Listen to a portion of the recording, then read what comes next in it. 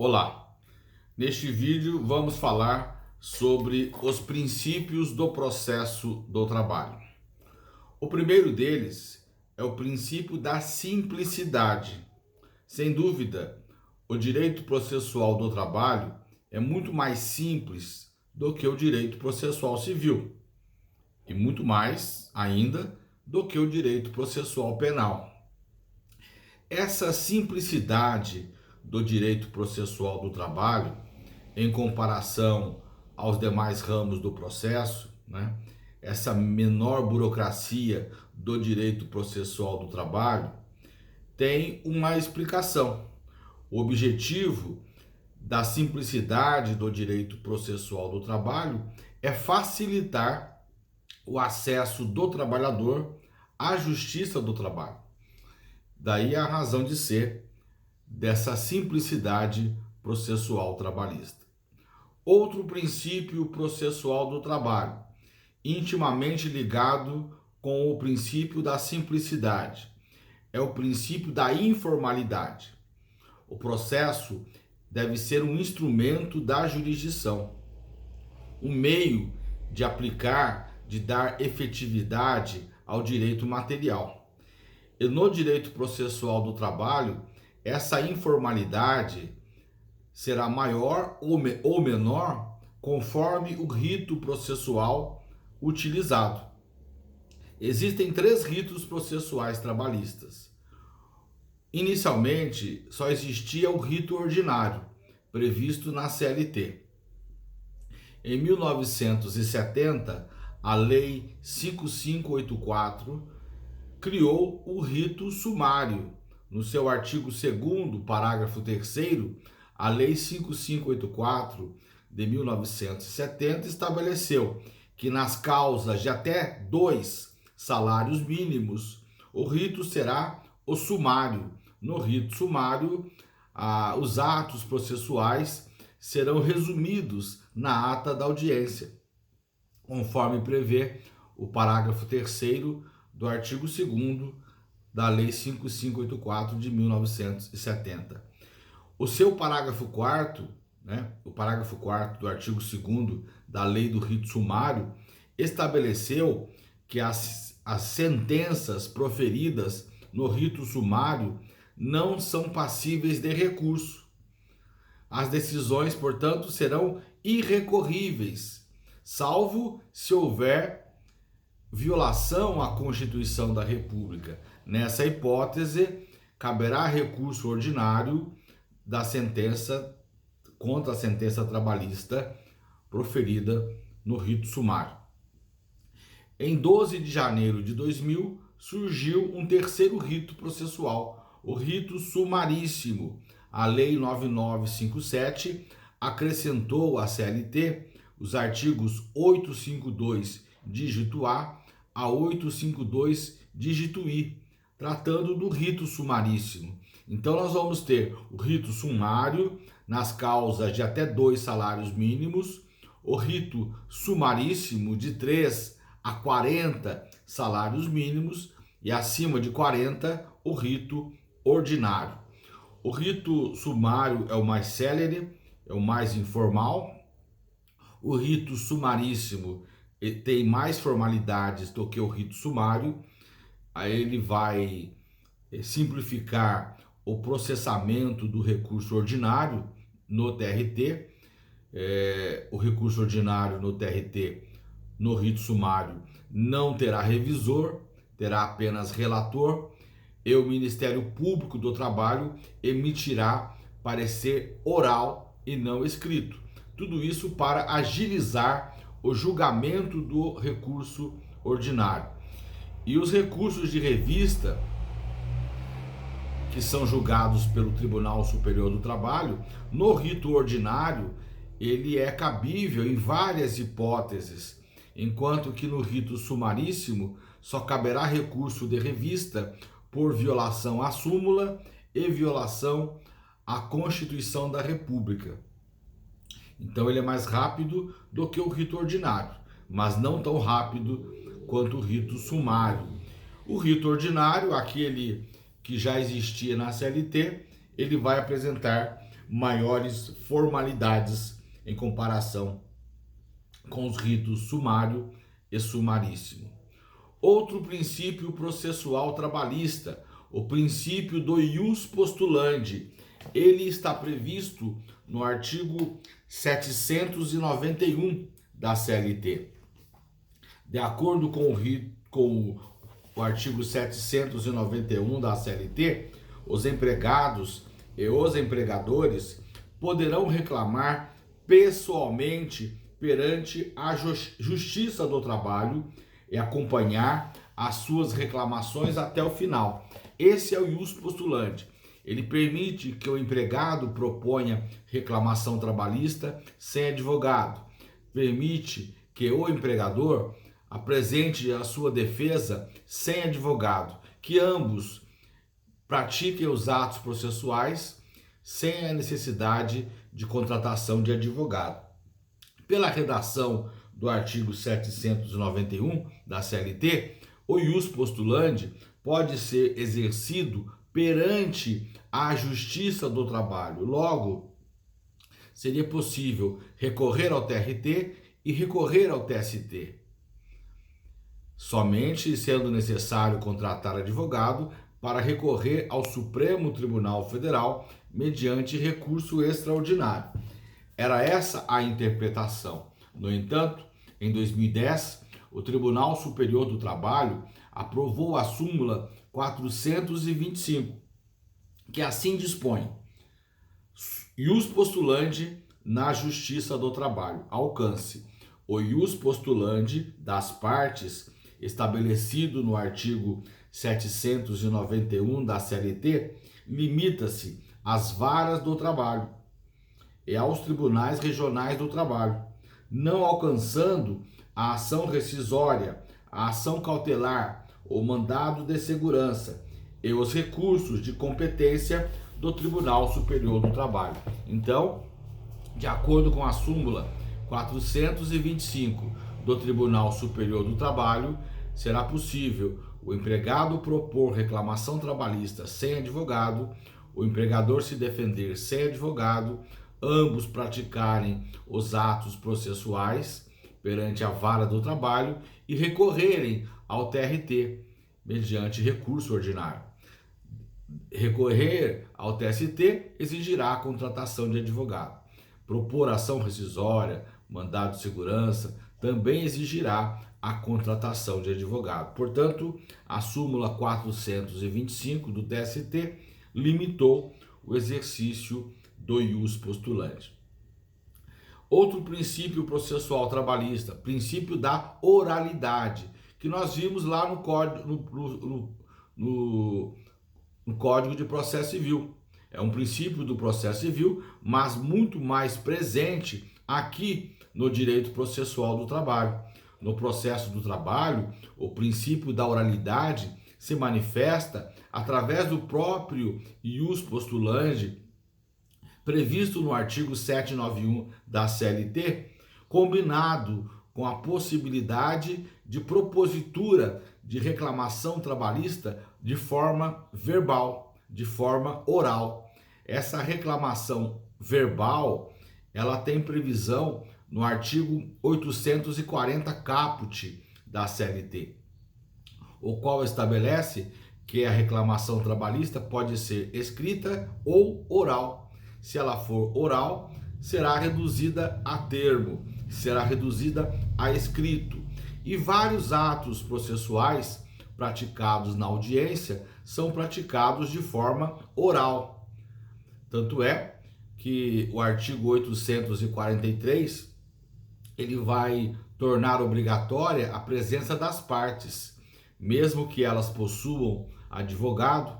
Se os advogados não comparecerem à audiência, esta se realizará normalmente, apenas com a presença das partes. Não haverá nomeação de advogado ad hoc, e as partes praticarão os atos processuais oralmente, os quais serão reduzidos a escrito. Então, lá na CLT, além desse artigo 843, que torna obrigatória a presença das partes, nós encontramos também no artigo 845 a seguinte previsão: o reclamante e o reclamado comparecerão à audiência acompanhados de suas testemunhas, apresentando nessa ocasião as demais provas. As provas documentais já estão nos autos, já acompanharam a petição inicial e a contestação. Na audiência são produzidas as provas orais.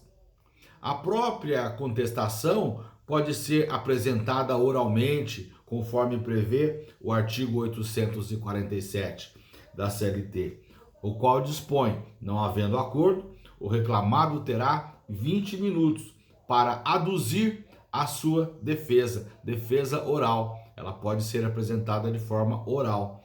Terminada apresentada a defesa, diz o 848, seguir-se-á a instrução. Na audiência de instrução, as partes poderão ser ouvidas, prestarão depoimento pessoal oralmente. As testemunhas prestarão o testemunho oralmente. E tudo isso será reduzido a termo, a escrito. E terminada a instrução, dispõe o artigo 850 que as partes poderão aduzir razões finais em prazo não excedente de 10 minutos. Então, essas razões finais também são orais. Portanto, a oralidade ela é muito presente no direito processual do trabalho. Outro princípio processual trabalhista é o princípio da subsidiariedade.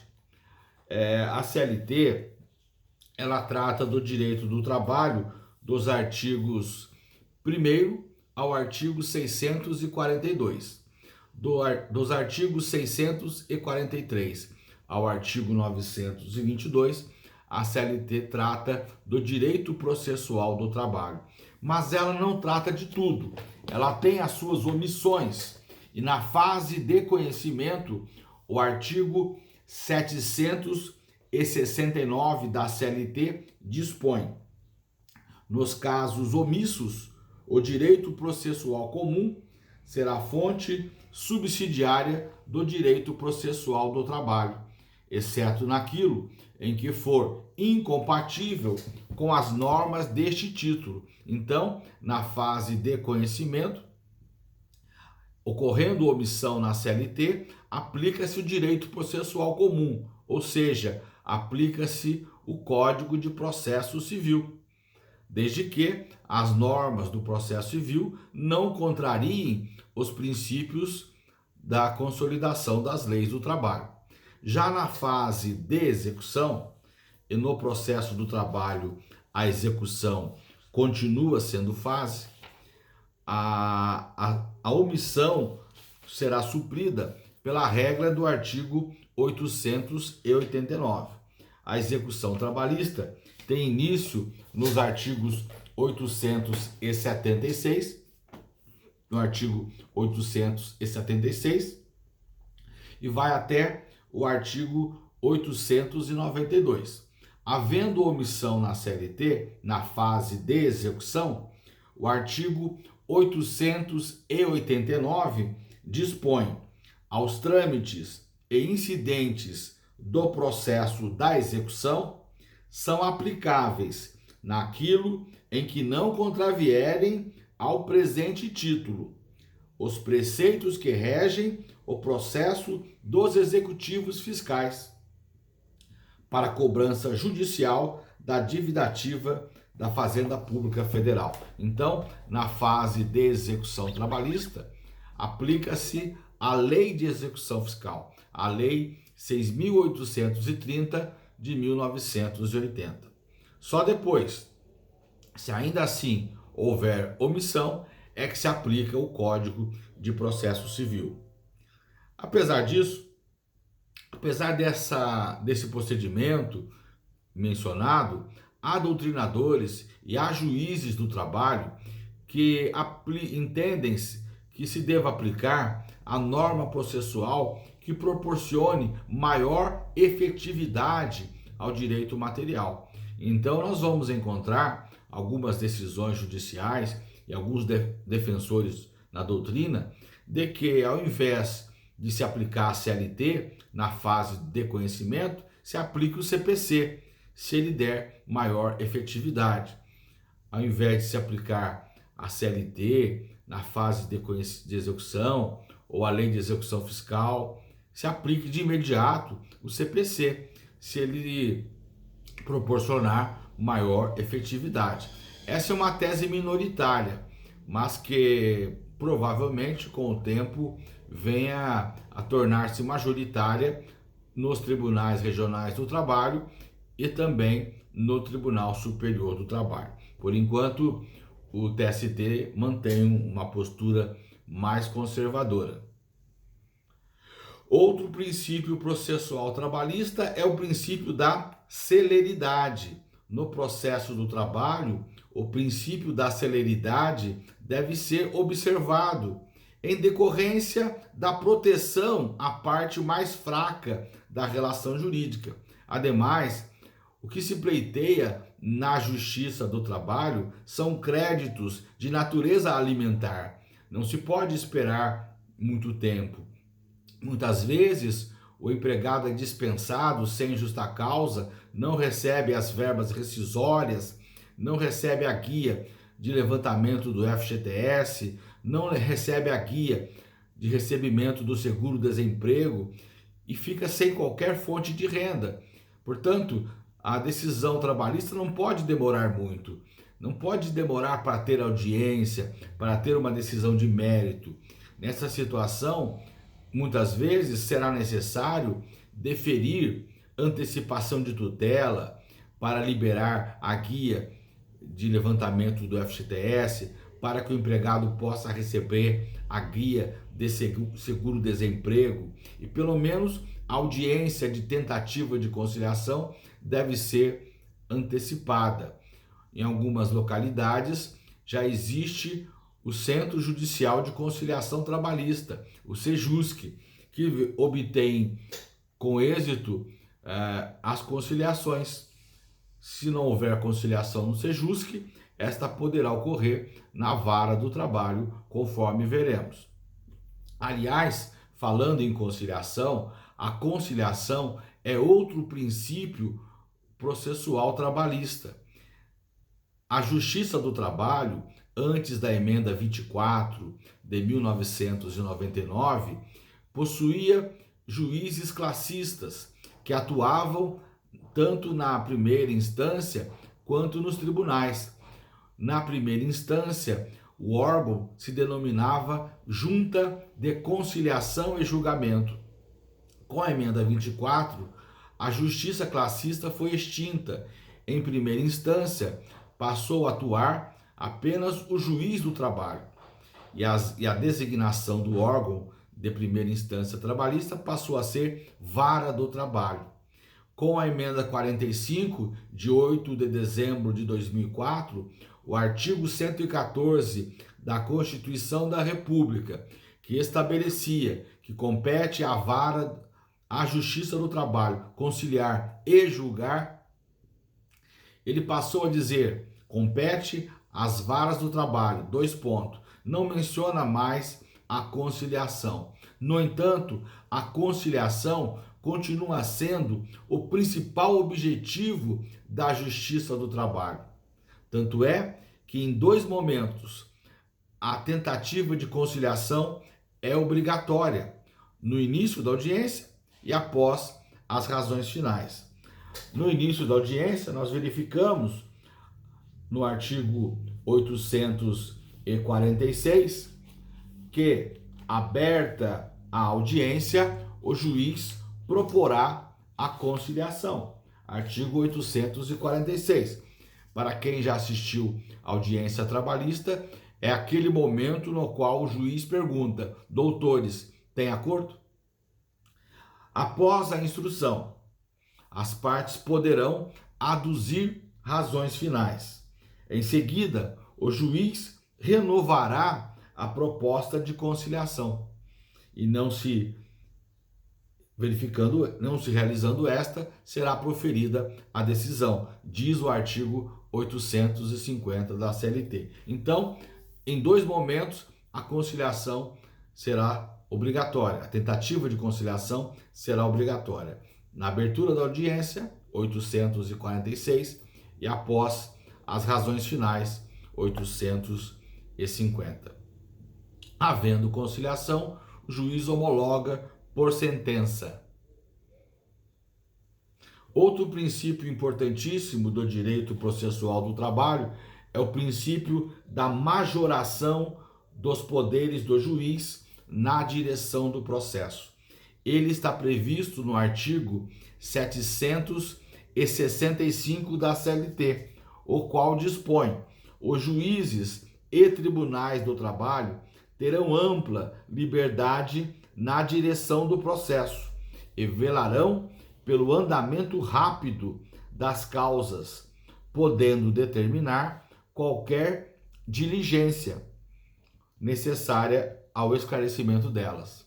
Então, o juiz do trabalho, ele pode determinar a prática de atos processuais que competiam à parte, mas que a parte não requereu. E não haverá quebra da imparcialidade, porque o artigo 765 confere ao magistrado esse poder.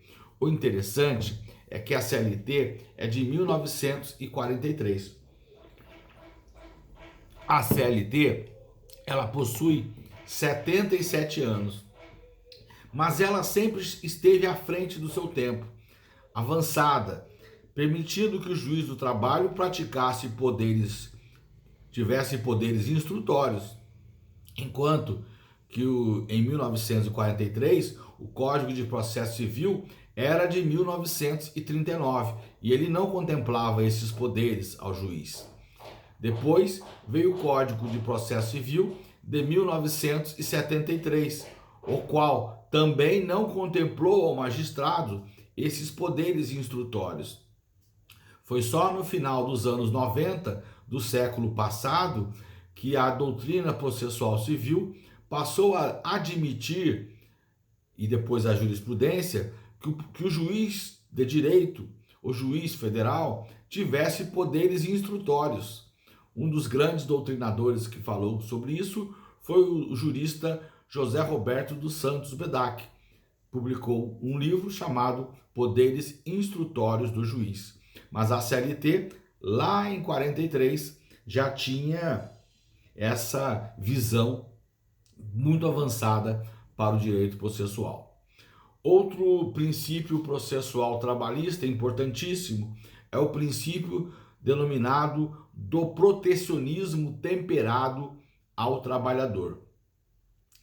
Um exemplo nas ações em que se discute assédio moral, assédio sexual ou dispensa discriminatória. É muito difícil para o empregado provar que foi vítima de assédio moral, que foi assediado, que foi vítima de assédio sexual ou que foi dispensado de forma discriminatória. Essa prova por parte do empregado é difícil. Portanto, é comum em situações como essa ocorrer a inversão do ônus da prova. Caberá ao reclamado, ao empregador, provar que não assediou, provar que não discriminou. A CLT não trata disso. Mas nós vamos encontrar lá no artigo 6º, inciso 8º da CLT, do Código de Defesa do Consumidor, que é possível a inversão do ônus da prova a favor do consumidor. Então esse artigo 8º, 6º, inciso 8º do CDC, ele era usado por analogia nessas questões. Pleiteava-se a inversão do ônus da prova, pleiteava-se a inversão do ônus da prova a favor do consumidor, né? E aí aplicava-se por analogia esse princípio da inversão do ônus da prova, com base no artigo 6º, inciso 8º do CDC, no processo do trabalho. Depois, o CPC de 2015 passou a contemplar a inversão do ônus da prova no artigo 373, parágrafo 1º do CPC. E com a reforma trabalhista, o artigo 818, parágrafo 1º, também passou a prever a inversão do ônus da prova, com a seguinte redação: artigo 818 da CLT, parágrafo 1º. Nos casos previstos em lei ou diante de peculiaridades da causa relacionadas à impossibilidade ou à excessiva dificuldade de cumprir o encargo nos termos deste artigo, ou a maior facilidade de obtenção da prova do fato contrário, poderá o juiz atribuir o ônus da prova de modo diverso, desde que o faça por decisão fundamentada, caso em que deverá dar à parte a oportunidade de se desincumbir do ônus que lhe foi atribuído. Então, a reforma trabalhista passou a contemplar a inversão do ônus da prova.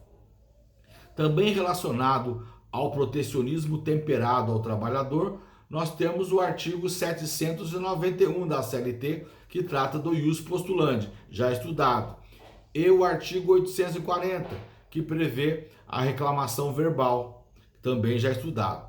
Outro artigo é o 844, que trata da audiência e da presença obrigatória das partes na audiência, sendo que, se o reclamante não comparecer à audiência inicial, o processo será arquivado, primeira parte do artigo 844 da CLT. No entanto, se é o empregador que não compareceu à audiência inicial, aplica-se a ele a pena de revelia e confissão quanto à matéria de fato, segunda parte do artigo 844 da CLT.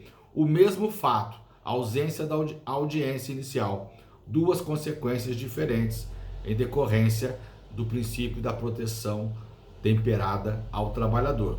Outro artigo, 878, já estudado, que permite a execução de ofício a favor do empregado vencedor que não possua advogado. E por fim, o artigo 899, que trata do depósito recursal. Para recorrer, o reclamado terá que fazer o pagamento das custas e do depósito recursal. No entanto, o reclamante fica dispensado do depósito recursal. O reclamante vencido terá apenas que pagar as custas, salvo se ficar isento. Apesar disso, apesar desse protecionismo temperado ao trabalhador, deve ser assegurada a paridade de armas e as oportunidades processuais devem ser as mesmas para as partes, salvo essas exceções mencionadas. Outro princípio processual do trabalho é o princípio da busca da verdade real. Ele está previsto no artigo 765 da CLT. Este princípio encontra fundamento no princípio da primazia da realidade previsto lá no direito do trabalho. A realidade dos fatos deve prevalecer sobre os documentos que não correspondam à realidade dos fatos, porque o contrato de trabalho é um contrato de realidade. Portanto, dentro do possível, deve o magistrado buscar a verdade real, a qual nem sempre nós vamos conseguir trazer para os autos. Outro princípio processual do trabalho é o princípio da indisponibilidade. Ele decorre do princípio da irrenunciabilidade do direito do trabalho. Este princípio da irrenunciabilidade do direito do trabalho ocorre porque os direitos trabalhistas são indisponíveis. Se o magistrado verificar que está havendo renúncia por parte do empregado ao fazer um acordo, por exemplo, ele não deve homologar o acordo. Na conciliação, ambas as partes devem ceder, não apenas o empregado. Por fim, o princípio da normatização coletiva, previsto no parágrafo 2º do artigo 114 da Constituição da República. Este princípio representa o poder da Justiça do Trabalho de estabelecer normas e condições de trabalho, respeitadas as condições mínimas de trabalho definidas na Constituição da República, na legislação infraconstitucional e nos instrumentos de negociação. Não é possível que a Justiça do Trabalho crie direitos, mas, ao julgar o dissídio coletivo, o mínimo de proteção já existente deve ser garantido. Até o próximo vídeo.